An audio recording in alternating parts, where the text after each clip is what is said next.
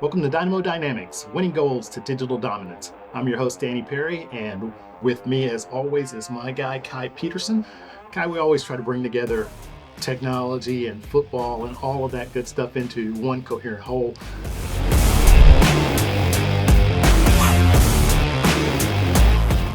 And I feel like we have a lot to talk about, but not a lot to talk about really today. The big news being, well, first, how are you doing?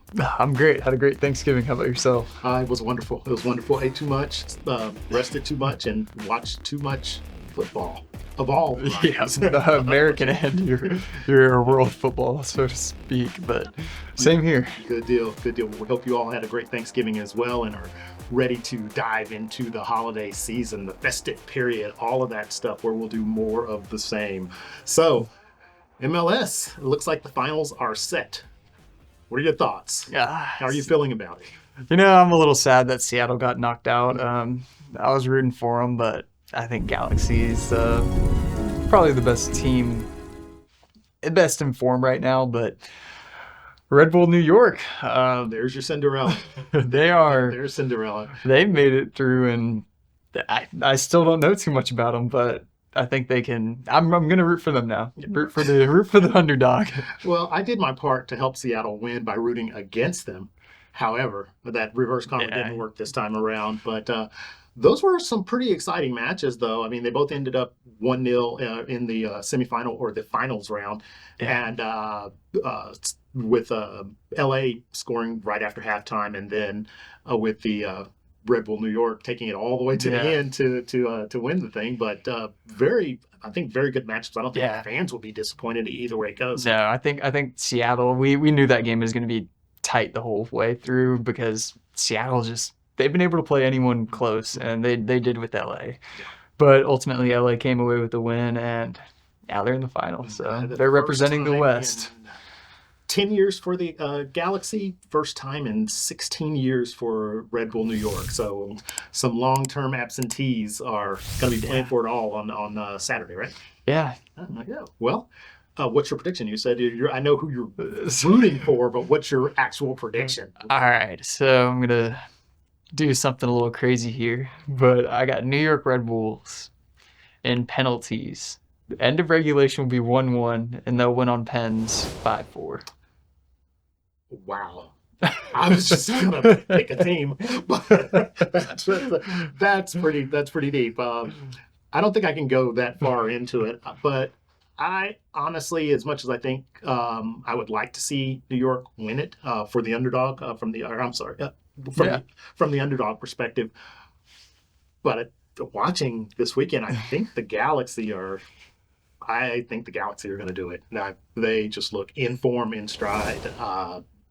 Dangerous, fast, good goalkeeping. They're a well-rounded team for sure. I think the Galaxy. So, well, I'll stick with that prediction. Yeah. I'll stick with that prediction. But we'll see. Yeah. We'll see. We'll definitely be watching. It'll be a little bit more difficult for you, I guess, to watch with your upcoming travels and stuff like that. But I'll keep you posted. Yeah, but we do have some Dynamo news. We have some player contracts that we only are keeping one, Andrew Tarbell. Oh. He was our backup goalkeeper. But, he had every time he came on, he seemed to fill the shoes. And a lot of the fans, after we lost both games in pens, they thought that Clark was not fit for the job anymore. So that could have a reason behind it. But Clark is actually, his is rejected. So, but the big name that got rejected was Latif Blessing. See, that one is a surprise to me. We'll go back to Clark and Tarbell, but not renewing Blessing, he literally was their spark off the bench or instant offense, if you will, as soon as anytime he came onto the pitch, whether he was starting or I know. I remember we were talking about him, and he came on, I think, 4 games straight with a goal or an assist, and we were like, some of the decisions are a little confusing to me. Clark had his moments, and I think we did talk about it after the penalty shootout loss in the playoffs. And there were some that it looked like he could have done better. But I guess I understand that when you have two keepers of quality. Tarbell, every time he came in, every time we saw him play this season was he was pretty good. Yeah. So not a big surprise there. I'm still a little bit in shock beyond the Hector Herrera thing as well. Yeah. And it looks like he's looking at Liga MX or the Saudi Pro League now, which is sad, Yeah. He's out there. I'd love to see him back, but I would also really love to see Blessing back. But yeah, I just don't. I guess it's not to be. Yeah, who knows? We may have a major pickup in January, or hopefully. So we'll see. Well, let's hope. Yeah, let's hope. Let's hope. So we're firmly in the off season ourselves, but we still. I guess we'll deal with that after the championship game on the weekend. But what else is going on in the world of sports? A little Champions League is it's going. Yeah. Surprising there is Real Madrid's the last team in currently. They're sitting in 24th, and I'm kind of hoping they don't qualify, but you and pretty much every other team there, because they are the Champions League specialists at winning the thing. So. Yeah. I mean, I guess it's the whole new system. I don't think we've talked about it a lot, but I'm not sure if the pot system versus the group stages is as conducive to teams showing their best during these early steps before the knockout rounds than right now. There have been a lot of playing for draws that I've seen. Yeah, definitely. I know a lot of the smaller teams are playing for draws, which is understandable because they don't have this good of talent. But like Real Madrid, they have also had a few problems this year with just chemistry wise. I think Mbappe isn't fitting in as well as they thought. I know earlier he said this season that he wants to get moved back to the wing. He doesn't want to be their striker. So, it could be a few things, but they'll probably qualify. I'm just hoping they don't. They don't. They knocked us out last year, so. They'll likely qualify, but sitting at the top though, Liverpool and in their domestic league as well, the EPL this weekend, they knocked off Man City, who I don't know if that's a great thing or if it's even that notable of a thing right now with the form the City is in. But Liverpool is just dominating wherever they play right now. Yeah, I don't play them. I don't want to get anywhere near Liverpool right now. Let them cool off a little bit. Yeah, definitely. Hopefully their winter break, they lose some form or something before Bayern has to, if we end up having to play them. But I think everybody feels that exact same way. They are not to be toyed with right now. Yeah. Playing just fantastic. But top 24 make it to the next round, and as you said, Real Madrid holding on for dear life right now. And PSG's the first team out right now, so they're sitting in 25th. So that's a little weird.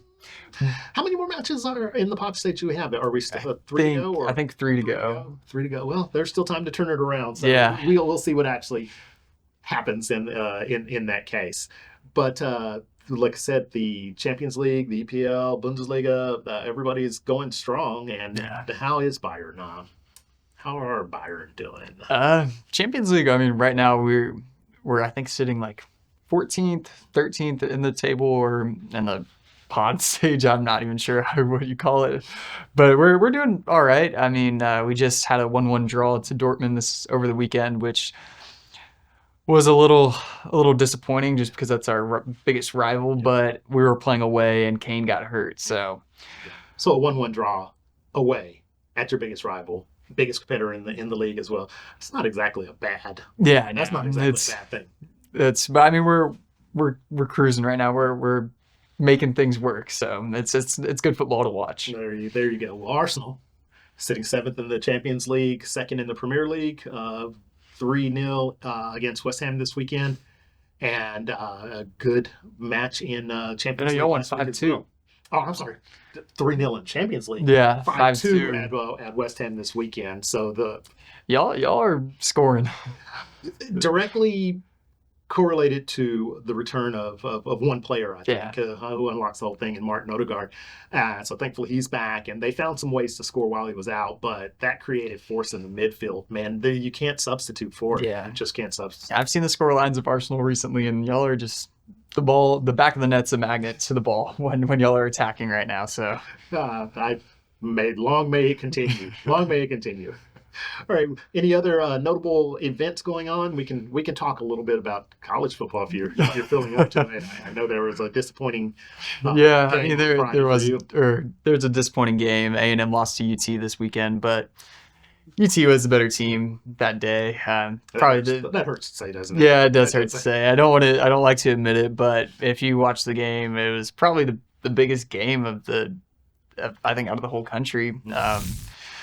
With the possible exception of Ohio State, Michigan, just by being both sides of the rivalry. But those are, I think. But I think now that there was the first time in 13 or 14 years, so there was a lot of talk about this game. And those tickets were pretty expensive too.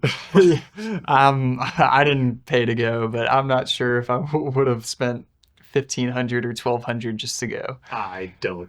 I think never. I think I could probably get a flight, a hotel, and a Champions League final ticket for that price. You get a vacation for that. Yeah, I could probably go to Mexico or go to a resort for 4 to 5 days for that price.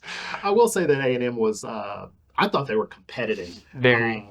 In that game, and it came down to the last half of the last quarter before it was was in doubt. Yeah. I don't think I think the game was very much in doubt. They had a chance. They had a number of chances, and some decisions maybe questionable, maybe not. Yeah. Maybe bold, maybe questionable. But I thought they were competitive, and Texas just looks. They're dominant. They're a very dominant team. I mean, we'll see them go have their rematch against Georgia, and last time Georgia just handled them very easily, in my opinion. But I think it may be a lot closer this time. Neutral site, though, correct? Yeah. Well, yes, but it's played in Georgia. Okay, so that yeah, so neutral site, but there'd probably be like a neutral-ish site. 60% Georgia, maybe 70 to 30% Texas, but that'll be a good game. And then the 12-team playoff is coming up, and that's a new thing. The formats of all of the big events are changing. They got to have more games. Yeah, exactly.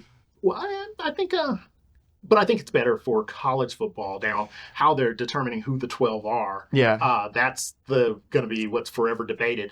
But the field, I think, did need to expand beyond. I agree. There are a few years where I think UCF didn't get in. They were the first team out, and they went 13-0, and then the University of Houston recently, or over the last 4 or 5 years ago, but same thing. You had little 12-1 teams, and then they let Cincinnati in that 1 year because they're making up for the teams that went undefeated, and then they played Alabama and lost by like 20 or something. That's why they shouldn't be there. Yeah, so but now I think the 12 team. I mean, there's teams that are ranked 8 through 12 that I think could beat the top 3 teams right now. Agreed. I think the NIL and the field is leveled out quite a bit. Yeah. Just based on player movement. I mean, and the transfer. I watched South Carolina play against us. They beat us. I watched them. They just beat Clemson, who is ranked, and I think they're the first team out, or they may get in. But I think they could beat any team at any given day. So this could be exciting. Yeah, I think so. This could be a good thing, depending on who the teams are and how they seed them. I guess for this playoff round. So I think that I'm looking forward to. And the good news is that'll be on when the the football. Yeah, for our Premier League, Bundesliga, Champions League, when they're on break, we'll have just American football to watch. So it's never ending. It's awesome. How awesome is this? Well, that's going to be a lot to consume. So hopefully, a little bit of enjoy a little time off, a little more food, and a lot of football. Yeah, all the way around. What a time to be alive. Heading into a new year, sports drunk. Oh man! Well, we've got quite a bit. I think we've already made our predictions just to reinforce those. New York, Red you're Bulls, sticking with it. They're winning. And all of the details he gave earlier, I'm not going to have him repeat those. I don't think he remembers them either. But I'm going with LA Galaxy to win the MLS this season. Again, 2 long-term absentees, but it should be a good game. It should be a really good match taking place this weekend. Yeah. And with that, we'll have to just wait and see, right? Yeah. Let us know y'all's predictions. Give us your score line. let us know who's going to score the penalty to win the game. Give us your college football predictions as well, and that's ramping up now too. So, yeah, let us know. Give us a like, comment, and just follow us, and we'll be here next week. Sounds good. Well, thank you all. We hope you all had a great Thanksgiving and are looking forward to the holiday season coming up. And we will see you all next week after MLS Cup completes and everything else gets started. So thank you for joining. See you soon.